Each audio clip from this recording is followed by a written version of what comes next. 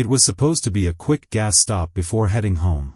But when single dad Luke saw a little girl being yanked into a van by a stranger, he didn't ask questions, he just moved. One punch. One scream. One moment that would unravel a truth no one in their small town was ready for. Because the man he hit wasn't just anyone, and the girl wasn't who she seemed either. Luke Morgan had one rule when it came to his 8-year-old son, Caleb: never let him feel like he didn't have a protector. So even after working a brutal 12-hour shift repairing busted HVAC units in the July heat, Luke still made time to stop at the gas station for Caleb's favorite peach iced tea. The town of Red Hollow, Kentucky was usually quiet by 9 p.m. Most folks were home, porch lights glowing, kids inside watching cartoons or asleep. But that night, as Luke filled up his old Ford F-150, he saw something that didn't sit right. Across the lot, near the vending machines, a girl, maybe 12, wearing a thin hoodie and scuffed sneakers, was being yanked by the arm by a man in his 40s. She wasn't screaming, but her eyes, those eyes, they screamed everything. Luke's instinct kicked in before his brain did. He yelled, "Hey," and sprinted across the pavement. The man turned, startled, loosened his grip just slightly. That was enough. Luke's fist connected with the guy's jaw in a sickening crack. The man crumpled to the ground, bleeding and groaning. The girl didn't run. She just stood there, frozen, hugging her backpack like it was the only thing keeping her alive. Caleb came running from the truck. "Dad? What's going on?" Within 5 minutes, flashing red and blue lights lit up the parking lot. Luke thought he was the hero. But then the man he punched showed a badge. "I'm Agent Darnell, DHS. That girl's under protective custody." Everything blurred. Luke backed away. "What are you talking about? I thought, she looked like..." "She's a key witness in a federal case," Darnell growled, wiping blood from his mouth. "And now you just blew her cover." The girl still said nothing. Just clutched that backpack, staring at Luke like he was the monster now. The cops took Luke aside. Asked questions. Ran his ID. He wasn't charged, yet. But they told him to stay in town. Told him to keep quiet. But Luke couldn't sleep that night. Something wasn't right. If she was under protection, why was she out alone? Why didn't she speak? And why did she look terrified of the agent, not relieved? Luke didn't sleep that night. Not even 5 minutes. He sat at the kitchen table in his cramped 2-bedroom trailer on the edge of Red Hollow, fingers wrapped tight around a chipped coffee mug. The same mug his son had painted with glitter and glue for Father's Day. Caleb had gone to bed early. He was quiet, scared. He'd seen his dad punch a man, then get cuffed, then driven home by a cop who didn't even say goodbye. But it wasn't the punch Luke regretted. It was her eyes. The girl. Maybe 12, maybe younger. Dark hair, skinny frame, silence thicker than fog. She hadn't made a sound the entire time, not when the man grabbed her, not when Luke decked him, not even when the cops showed up. She just kept hugging that ratty backpack like it held her entire world. The next morning, Luke went straight to the diner. Not for food, for answers. Red Hollow's best, and only, source of gossip was Marnie's place, where ex-cops, truckers, and old vets ate biscuits and drank bitterness. Sure enough, by 8:30 a.m., Marnie had already heard. "You clocked a Fed?" she asked, raising a penciled eyebrow while sliding Luke a black coffee. "He didn't look like a Fed," Luke muttered. "He looked like a creep dragging a child into a van," added Sheriff Donnie Coltrane, who was 2 stools down. "Can't blame you, son. Hell, half the county's clapping for you." That should have made Luke feel better. It didn't. Because something wasn't adding up. Later that afternoon, Luke drove to the sheriff's office. He waited an hour. He didn't care. "Look," he said when Coltrane finally saw him, "I'm not trying to be a hero. But I need to know something. That girl. She didn't say a word. Not to me. Not to the cops. You really believe she was okay?" Coltrane sighed. "Luke, I've seen a lot of things. But that man you hit? He had real federal credentials. Department of Homeland Security. Claimed the girl was a material witness in a trafficking case. Said she was being moved discreetly." "Discreetly?" Luke scoffed. "By dragging her in public, no marked vehicle, no female officer, no support?" Donnie didn't answer. He didn't have to. Because Luke had already made up his mind. That night, Luke drove past the motel near the old highway, the kind with flickering signs and bad plumbing. And there, under the busted neon letters that spelled Starlight Inn, he saw the girl again, sitting outside. Alone. Backpack in her lap. A bag of chips untouched. And her eyes? Still haunted. Still silent, but when she saw Luke, she didn't flinch.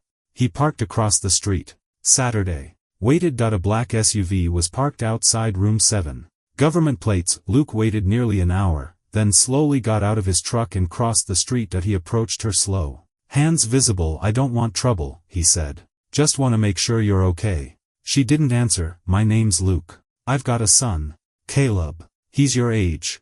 Still nothing. You don't have to talk. I just wanted you to know. I believed you were in danger. That's why I stepped in. If I was wrong, I'm sorry. He turned to leave, but just as he took a step, a whisper, you weren't wrong. Luke froze, turned, her eyes were glassy now. But her voice was steady. He said if I told anyone, I'd disappear like my sister. Luke's chest tightened. Who said that? She just stared at the motel door. Room 7. Luke knelt down beside her. What's your name?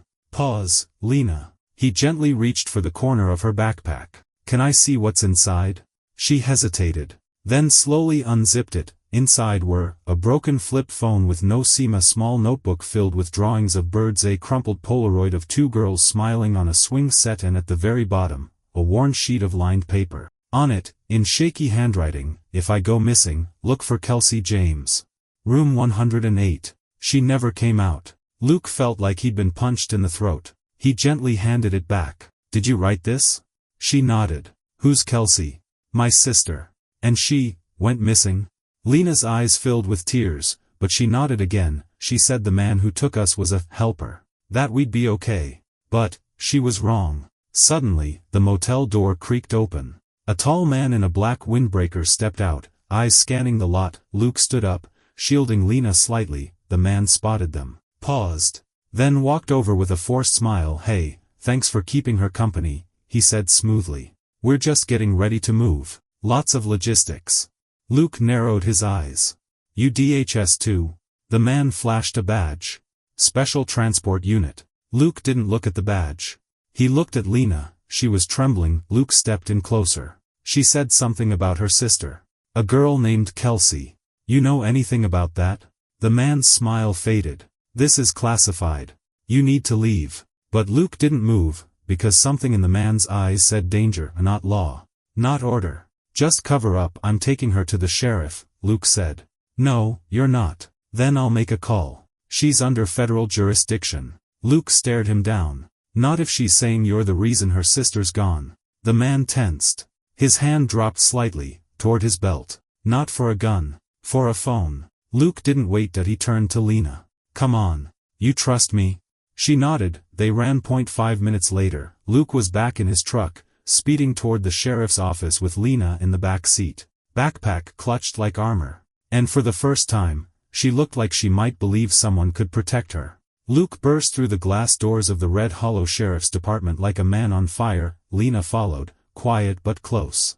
She didn't speak, didn't cry. But she stayed near Luke's side like she was tethered to safety for the first time in God knows how long. Sheriff Donnie Coltrane looked up from his desk, surprised. She with you? He asked, eyebrows raised. She's not safe, Luke said, voice tight. She told me her sister went missing. Gave me a name. Kelsey James. Said the man I hit wasn't protecting her, he was threatening her. She had proof. Notes. Names. Places. Donnie stood, jaw clenched. Jesus, Luke. Do you have any idea what you've just brought me into? Yeah, Luke said. A storm. And it's long overdue. An hour later, Donnie called in Deputy Harlan, a no-nonsense woman in her 40s who'd once served 2 tours in Iraq and didn't scare easy. She took Lena into the back room, gave her hot cocoa and a blanket, and slowly got her talking. Bit by bit, the pieces came out. Lena and her sister Kelsey were placed in a group home near Lexington 6 months ago after their mom OD'd. One night, 2 official-looking men came and took Kelsey, saying she was being moved for her own safety. Lena never saw her again. A month later, the same men came back. For her. They weren't police, Lena whispered to Harlan. They used to be, but not anymore. Donnie pulled Luke aside. You understand what this sounds like? He said. I know exactly what it sounds like. Child trafficking. Under a badge. And if this is true, it goes beyond Red Hollow. Luke looked him dead in the eye. So let's start digging. They ran the name Lena gave, Kelsey James, nothing in state foster records. Nothing recent in missing persons, but then Harlan found something buried, an old intake record from a hospital in Ashland, 4 hours east, Kelsey James, age 14. Brought in with signs of abuse. Transferred to a temporary facility. Record ends 2 weeks later. No discharge. No explanation, just gone. Luke sat in the hallway as Lena quietly drew birds in a notebook with crayons Harlan gave her. He watched her hands shake with every line. She wasn't just scared, she was used to being scared. That broke something in him. The next morning, Luke didn't go to work. Instead, he followed Donnie and Harlan to room 108 of the Starlight Inn, where Lena said her sister was last seen. The motel manager, a twitchy guy with a comb-over and a nicotine patch, tried to lie, said nobody named James had ever stayed there. But Donnie leaned in. "Wanna try that again, Jim? Or should I start pulling every guest registry you've forged for these people?" That shut him up. He handed over the dusty logbook. 3 weeks ago. Guest, Kim Daniels. Age, 14. Room, 108. Length of stay, 1 night. Checked out, not recorded. No exit signature. No follow-up. But in the trash behind the room, Harlan found a girl's bracelet. Letters on it. K.J. Luke stared at it. A child left behind. Erased like she never mattered. By noon, they had more questions than answers. They pulled security footage from a gas station across the road, grainy, but revealing. On the night Kelsey vanished, a black SUV with government plates left the motel around 2:13 a.m. License plate blurred. No record of re-entry. No police escort. Just, gone. Back at the station, Donnie made the call. He dialed a contact at the State Bureau of Investigation, a woman named Agent Clara Moreno, who had a history of calling out corruption inside the system. He told her everything. About Lena. About Kelsey. About the man Luke hit and the girl who wouldn't speak until she was sure she'd never be found again. She listened. Then said one thing. "I'm on my way. Don't let anyone take that girl until I get there." But someone was already trying. At 5:41 p.m., a black government SUV pulled into the sheriff's parking lot. The same one Luke had seen outside the motel. 2 men stepped out. Same black jackets. Same blank expressions. "Where is the girl?" one of them asked, walking straight into the lobby. Donnie stood, badge on his chest, hand near his sidearm. "She's not going anywhere." The man held up a folded document. "Federal jurisdiction override. She's a protected witness." Harlan stepped in beside him. Protected from who exactly? Because the last time she was protected, her sister disappeared. The man's face didn't move. Not an inch. "Refusal to comply will result in obstruction charges." Luke had heard enough. He stepped forward, jaw tight. "She said you threatened her. Said if she talked, she'd disappear too." No answer. Luke took another step. "Well, guess what? She talked." Still no response. Just cold silence. Then, a new voice from the door. "She's not going anywhere." Agent Clara Moreno, 5'6" and furious, walked in like she owned the building. She flashed her badge with swift precision. "I'm assuming command of this witness under Federal Child Protection Directive 11B. She looked at the men in black. "Unless you want to explain to the press why an abused minor was in a motel with no female chaperone, no record of transfer, and a sister who vanished without trace." They didn't argue. They left, fast. Lena watched from a window, wide-eyed, as the car disappeared. She turned to Luke. And for the first time, she smiled. Tiny. Fragile. But real. Later that night, Luke sat outside the station on the hood of his truck, the summer air thick with heat and tension. Clara joined him. "You did good," she said. "I hit a guy and dragged a traumatized kid through hell. You believed her. That's more than most." Luke stared out at the road. "You think Kelsey's still alive?" Clara's silence was heavy. Then, "I think someone didn't want her to be found." In the distance, thunder rumbled. A storm was coming. But Luke? He'd already made his choice. He wasn't done yet.